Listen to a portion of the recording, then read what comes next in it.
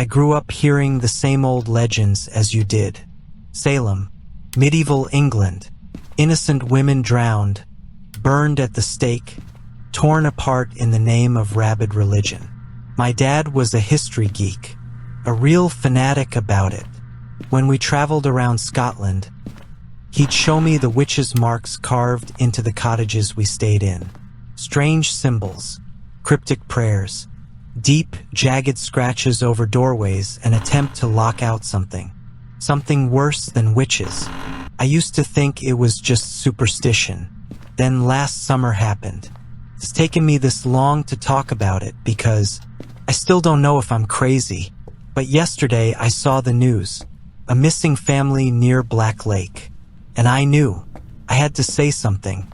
The thing about ghost stories is they always give you hope. Some symbol to draw. Some prayer to whisper. Some handsome exorcist to call. But there's no protection. No symbols. No prayers. Only warnings. The camp sat at the edge of a black lake. So deep the locals said it had no bottom. We knew its history. Liam had grown up around there. He told us how kids used to call it Witch Lake, how they sang twisted nursery rhymes about Breakneck Sally. We laughed in the car on the way up, passing around a Google Docs itinerary and a blunt. Well, most of us laughed. Hannah didn't. She just chewed her lip, staring out the window as the trees blurred by in streaks of gray. The camp looked normal when we arrived. Too normal. There were no ominous signs. No creeping sense of dread. Just a colorful display map and a bulletin board advertising free face painting for kids under 12. We stayed in cabin 23, and that's where we saw it. The cabin was old. The kind of old that had been lived in too many times. The wooden floors scuffed with decades of use. The fireplace blackened with soot. The furniture modern, but somehow out of place. I barely noticed the plaque on the back wall until John read it aloud. Cabins 1 to 29 were originally built as part of a fur trading post in the early colonial days. Abandoned after 11 months due to what has only been recorded as blight. That word sat wrong in my head. I turned slowly, scanning the room, and that's when I saw them. A line of symbols carved deep into the wood above the window. I jumped. Holy shit! The markings were darkened at the edges, burned into the wood like scars. What is it? He asked, squinting. For once, I knew something John didn't. John was a classics major, a walking encyclopedia of ancient languages, forgotten rituals, dead words. Liam had nicknamed him Indy after Indiana Jones. But this time I had the answer. They're witches' marks, I said, tracing my fingers over the jagged swirls. The wood felt too cold, too unnatural, cleared my throat. People used to carve them above doorways, to keep witches out. Behind me, Hannah made a soft, strangled noise. John laughed, too loud, too forced. He turned to wink at her. Come on now, he chided. Don't scare her. But Hannah wasn't looking at me. She was staring at the window, at the symbols, and her lips were moving, like she was counting them. I'm serious, I insisted, though I couldn't stop my mouth from quirking into a barely suppressed grin. Hannah was too easy. My dad used to drag me around to look at these when we visited my grandpa. They're all over Scotland. John snorted, shaking his head. There's one above the door too, Liam quipped, leaning over the back of the couch, arms folded next to Hannah. Makes sense. They'd need them here to keep out Breakneck Sally. We laughed. All of us except Hannah. Bags were dumped into corners, onto couches, onto whatever free surface we could find. None of us planned to spend much time in the cabin anyway. There were still a couple hours of daylight left. Plenty of time to explore the lake. Why do they call her that? I asked Liam as we followed the narrow dirt trail toward the water. Breakneck Sally? He shrugged, kicking a loose stone into the brush. My brother told me it was one of the fur traders' wives, back when this was a camp. 1600s, maybe earlier. They thought she was a witch. The way he said it unnerved me. They hung her from a tree by the lake. Her neck snapped, but she kept blinking at them, kept smiling. I slowed my steps. Liam continued, his voice dropping just slightly. They were so freaked out they buried her under 10 feet of dirt to keep her spirit away. He glanced at me, and that's when the blight came. Hannah shivered, wrapping her arms around herself. She poisoned the ground, she said, her voice quiet, knowing. She didn't exist, John scoffed, rolling his eyes. I tilted my head back and forth, considering. I'm sure she did, I said, but the poor girl was probably just like literate or something. You know, they'd kill a woman for anything back then. We weren't even supposed to speak. The good old days, Liam sighed dramatically. I smacked him upside the head. We didn't talk about Breakneck Sally after that. Instead, we took out the kayaks. The lake was inky black, bottomless, stretching out beneath us in an abyss of unknown depth. Liam and John taunted each other with ridiculous dares, shoving their paddles into the water, splashing, laughing. Even Hannah seemed to forget her fear. For a little while, everything was normal. But as we passed the far side of the lake, my gaze was drawn to a gnarled, solitary oak. It leaned over the water, almost hunched, its twisted roots groping through the soil as if trying to pull themselves free. One particularly thick branch jutted out far over the water. A divot had been cut into it, widened with time. I told myself it couldn't have been from a rope. I told myself a lot of things. By the time we trudged back to cabin 23, it was pitch dark. Mosquitoes gnawed at our arms and ankles, and I was too busy scratching myself raw to notice anything was wrong. First, I nearly crashed into John when he stopped dead in the doorway. His shoulders tensed. He was staring at the floor. His voice, when he finally spoke, was flat, emotionless. What the hell? Our bags, all 4 of them, had been rearranged, neatly lined up in a perfect row along the back of the couch.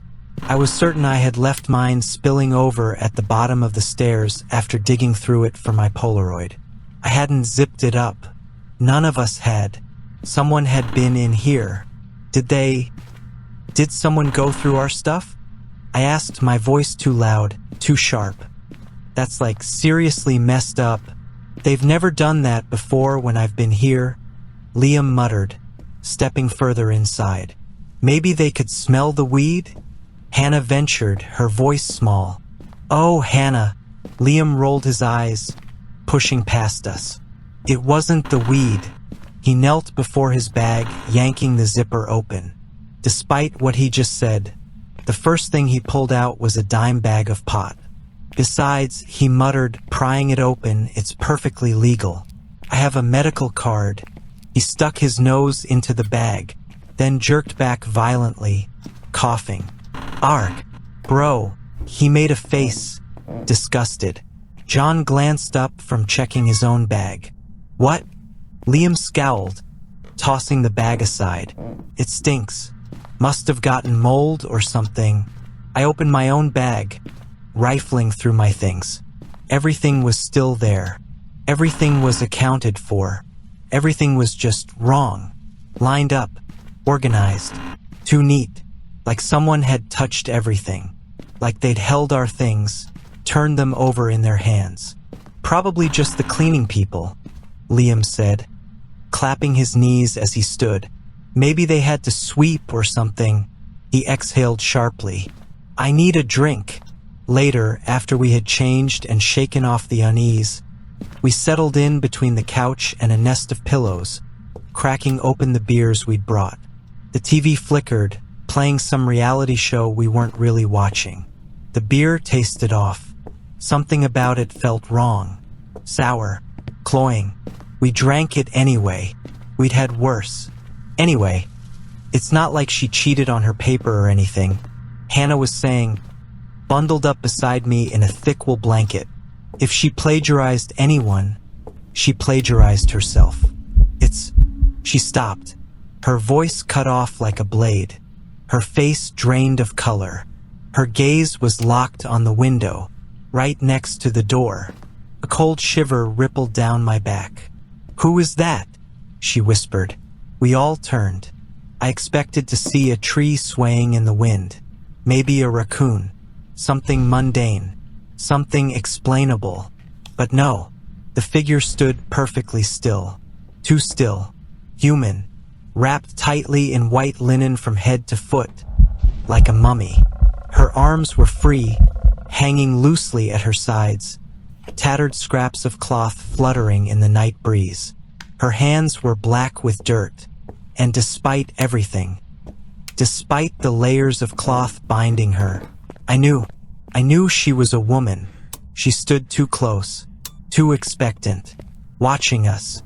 Liam and John slowly stood from the couch. Neither of them spoke for a moment. Liam shook his head. I don't know, maybe some kind of reenactment? To scare people? John pushed his glasses higher on his nose, his brow furrowed with unease. Well, it's messed up, I snapped, pulling Hannah closer. Tell them to get lost. Liam and John exchanged a glance, uncertain, uneasy. Swallowing, Liam stepped up to the window and tapped the glass. Too soft, too hesitant. All right, man, he called. You got us. Go on to the next one, huh? Our friend doesn't like this kind of stuff. The woman didn't move. She just stood there. Her arms hung loose at her sides, her body rising and falling slightly with each breath. The linen covering her face shifted just barely. She was breathing, but not like a person. Just go away, I yelled. We didn't sign up for some creepy campfire horror tour. We're just trying to watch TV. Nothing. She stayed. Her body was rigid, unmoving, except for the faint, rhythmic swell of breath. Listen, Liam said, voice growing sharper. I don't want to have to call the front desk. Crack. The sound was like a dry log snapping. She moved. Not gradually. Not naturally. One moment, she was feet away. The next, inches from the window. Her head bent sharply to the side. A perfect 90-degree angle hanging limp against her shoulder. Liam yelped, stumbling backward. Hannah whimpered. Jesus. All right. My voice wavered, but I forced it to stay firm. Liam, call the front desk. Tell them I raised my voice, hoping she could hear me. Some asshole is messing with us outside our cabin. Liam fumbled for his phone, his hands shaking as he dialed. And then, she started moving. Her legs bent strangely, too long, the joints twisting the wrong way, like a broken puppet. At first, I thought she was retreating, backing away in fear of our threats. Then I saw it. She wasn't leaving. She was circling the cabin. Her ghostly form slipped past the window into the kitchen, head still bent but facing us. Even as her body moved forward, her face stayed turned toward us. Then, she appeared in the back window. Then by the door. Over and over, she looped around the cabin, never blinking, never stopping. Watching, Hannah's breath hitched. I want to go home. Tears streamed down her face. This isn't funny. I know. I kept my gaze locked on the windows, trying to predict when she'd appear next. But she moved too fast, too unnatural. Each time she was just there. Then she started speaking, muffled under the linen. The words came in low, guttural murmurs, a chanting sound. Not English, not any language I recognized. The sound of it sent a violent shiver down my spine. It wasn't right. Her voice wasn't right. Cracked like breaking glass. Sharp. Wrong. Damn it! Liam cursed, raking a hand through his hair. The front desk isn't picking up, won't even go to voicemail. Just keeps ringing. I tugged on John's sleeve, trying to keep my voice steady. John. What is she saying? He was listening now, really listening, his head tilted slightly, turning with her movements. I think she's speaking French, he muttered. But it's old. My stomach twisted. Like 1600s old? Liam asked. Liam, shut up. Well, I'm just saying, maybe this person is pretending to be. John cut him off. He wasn't listening to us anymore. He was listening to her. His lips parted slightly, his expression darkening. Something about soup, he muttered, as if in a trance. We all stared at him. A soup of your entrails. A chill swept over me. John's voice lowered. The darkness is already inside. God has turned his back and... He stopped. His mouth snapped shut. 1 second. 2. 3. None of us breathed. Then, Liam, John whispered. Call 911. Liam hesitated. What? Jesus, man. John turned to him, his voice tight. Call them. Now. All right. Liam's fingers slammed against his phone screen, punching in 911. At the exact same moment, the woman pounded against the cabin wall. The force of it shook the room.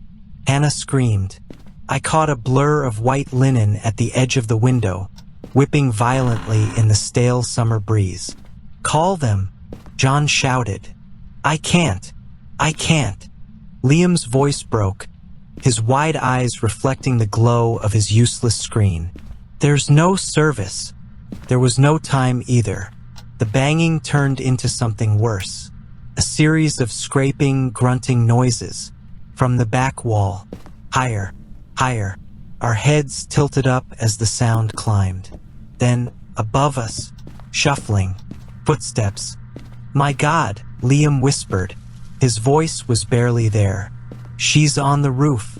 Then she howled. Not like an animal. Not like a person. Something in between. Something wrong. And that's when we all started screaming. We each tried dialing 911.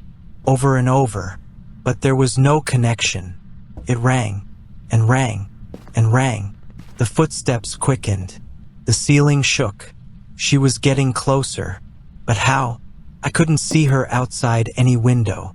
The stairs were clear. The roof. Oh God. The fireplace. We all realized it at once. And then, the TV cut out. The lights flickered, then died. The reality show host had been mid-sentence. Today's challenge is... And then, silence. We bolted for the door, blind in the dark. Then Hannah screamed, louder than the rest of us. The only thing I could hear beyond her terror was that deep, garbled French. Hannah! I scrambled toward her. In the moonlight, I saw it. A hand, reaching from the fireplace. Fingers too long, wrapping around Hannah's wrist, pulling her in.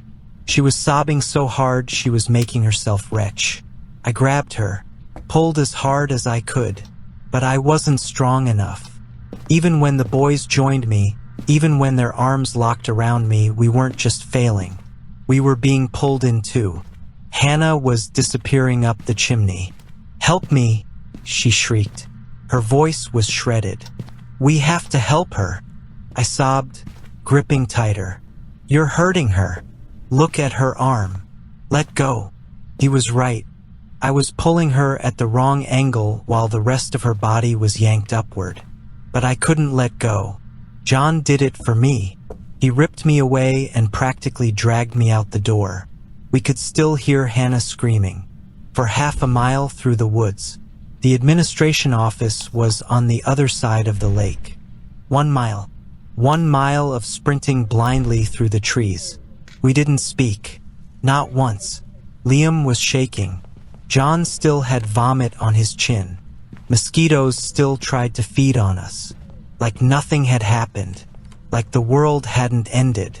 The front desk said they hadn't received any calls. Hadn't seen anyone near our cabin. Security checked cabin 23. Hannah was gone. The police came. Nothing. They questioned us. Had we been drinking? Using drugs? The sour beer in our systems didn't help our case. John, always the rational one, pleaded with them. He told them, whatever you think happened, our friend is missing. You need to find her. And they did. At dawn. She was huddled at the base of the oak by the lake, naked, covered in dirt and scratches, inconsolable. She wouldn't say what happened. She only whispered one phrase, over and over. The darkness is already inside. It looks like a psychotic break. An EMT told me as they loaded her into the ambulance. You sure you kids didn't take anything? In the days that followed, we repeated our story countless times. The police searched the cabin. The entire campsite was evacuated. They found no prints, no footprints on the roof, no sign of her ever being there. The only thing they did find was the weed and beer, ergot, that's what they called it, a fungus, a hallucinogen. It was all over your weed and beer, the investigator said. Ergot's been around for centuries, used to cause entire towns to go insane. The Salem witch trials? That was ergot poisoning. Grain blights, mass hysteria. Classic case. I stared at him. He nodded, pleased I was catching on. Yeah, but it's out of your system now. You're fine. Your friend. He hesitated, then glanced at Hannah's parents. She had a worse go of it. We wanted to visit her. They said she wasn't up for visitors. She's still not up for visitors. She's still in the psych ward. John never recovered. He drove his car into a train. No one called it suicide. They didn't have to. Liam vanished, dropped out, blocked my number, deleted everything. And me? I ran.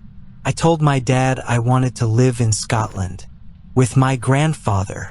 And on rainy afternoons, when it wasn't fit to wander the highlands, I sat in his warm living room, staring at the witch's marks above the door, wondering if they were just as useless as the others.